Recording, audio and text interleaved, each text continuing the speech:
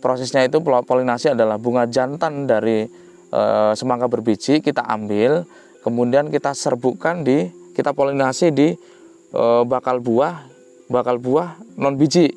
Kita serbuk sampai bunga betinanya itu lepas dari buahnya. Jadi proses pengawinan ini rata-rata mulai dari 7 sampai 14 hari, bahkan sampai lebih dari 14 hari.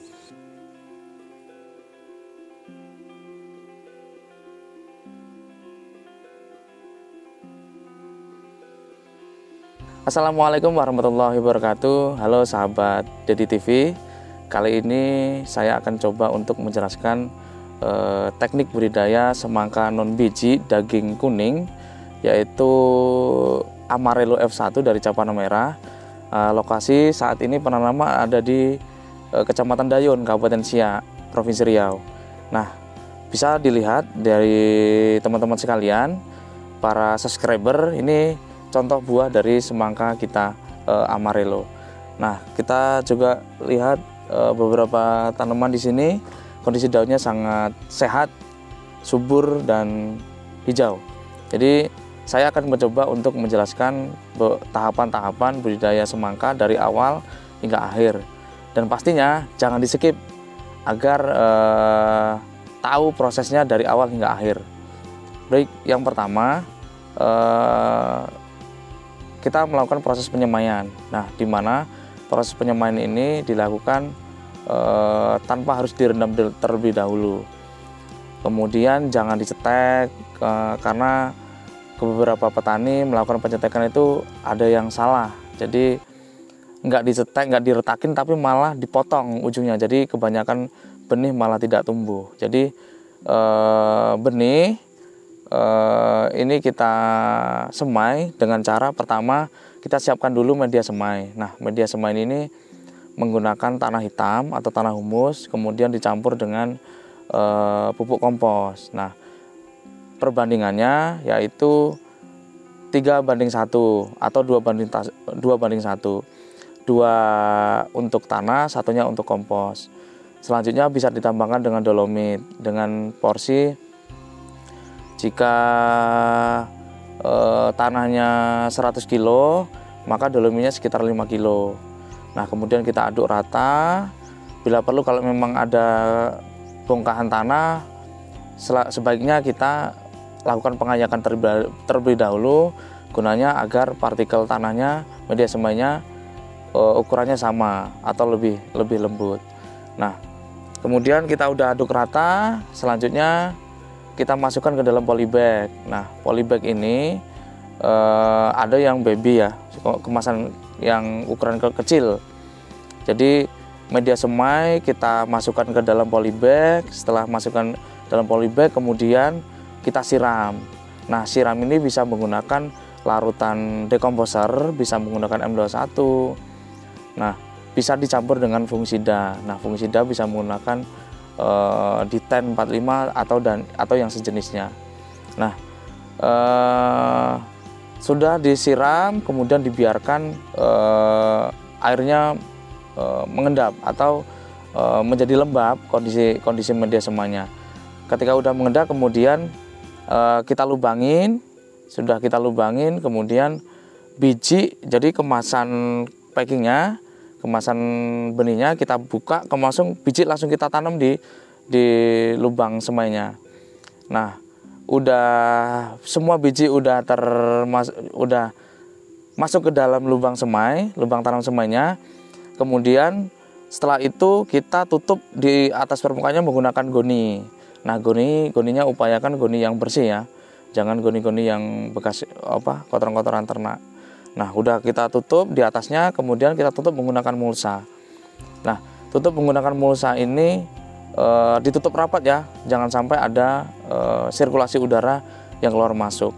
Kemudian setelah tutup pakai mulsa, kemudian di atasnya kita tutup pakai goni kembali, dan di atasnya kita tutup dengan daun-daunan, terserah daun-daun sekeliling kita yang ada. Nah, setelah 2 hari 1 malam, nah kita boleh buka nanti. Insya Allah daya tumbuhnya akan bagus.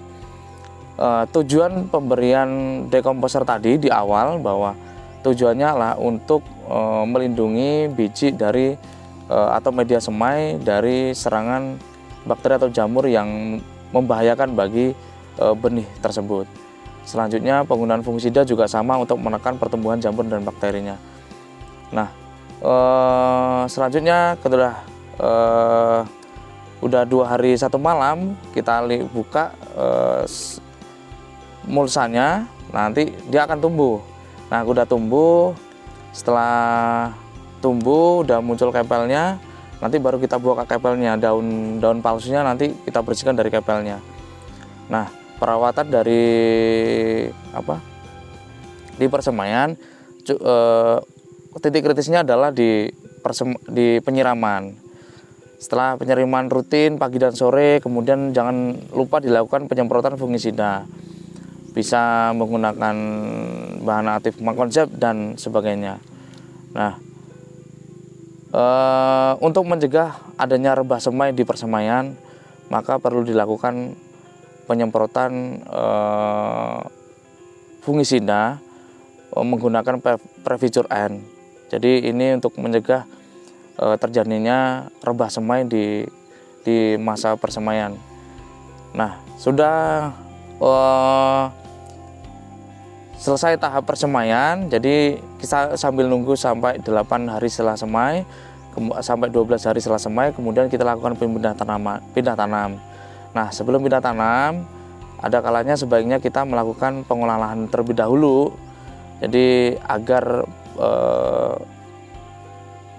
benih bibit semangka yang kita pindah tanam itu ini bisa tumbuh optimal di lahan. Jadi ada tahapannya. Yang pertama kita melakukan pembacakan lahan, di mana fungsinya untuk mendapatkan kondisi tanah yang remah atau gembur. Jadi harapannya perakaran semangka nantinya itu bisa optimal penyebarannya. Nah, selanjutnya udah kita baja, kemudian kita tabur dengan pupuk dasar lainnya. Yang pertama bisa menggunakan kohe, bisa menggunakan kohe ayam, bisa menggunakan kompos. Nah, ini tergantung dari petaninya. Nah, kalau untuk menggunakan kohe ayam, dipastikan usahakan untuk menggunakan kohe ayam yang udah terfermentasi atau kohe ayamnya yang udah benar-benar kering, jangan sampai ada gumpalan sedikit pun. Nah, ini gumpulan ini bisa jadi ketika kondisinya lembab, ini bisa mempengaruhi pertumbuhan bakteri nantinya di dalam tanah. Nah, untuk penggunaan kohe ayamnya rata-rata per hektar, umumnya di Riau itu rata-rata per hektarnya sekitar 200 sampai 400 karung per hektarnya. Dan untuk pupuk kimianya, nah ini rata-rata per hektarnya sekitar 250 sampai 385 kg per hektarnya pupuk dasar kimianya. Nah, udah kita tabur kohenya, kemudian kita tabur pupuk kimianya, kemudian kita rotari lagi, kita bajak ulang untuk mencampur pupuk kohe dan pupuk kimia secara merata di bedengan. Nah, udah secara merata, kemudian bapak-bapak petani semua boleh, ada yang bisa menggunakan selang drip, ada yang manual. Nah, setelah kita buat bedengan secara merata, kemudian kita kasih selang drip kalau bila perlu sebelum tutup mulsa. Kita selang drip dulu di atas bedengan, kemudian kita tutup dengan mulsa. Nah, mulsa ini terserah dari bapak-bapak sekalian. Ada yang menggunakan mulsa perak-perak, ada yang menggunakan pulsa hitam perak, tergantung yang ada tersedia di sekitar bapak. Jadi setelah udah tutup mulsa, kemudian kita coba try selang dripnya, kita uji coba.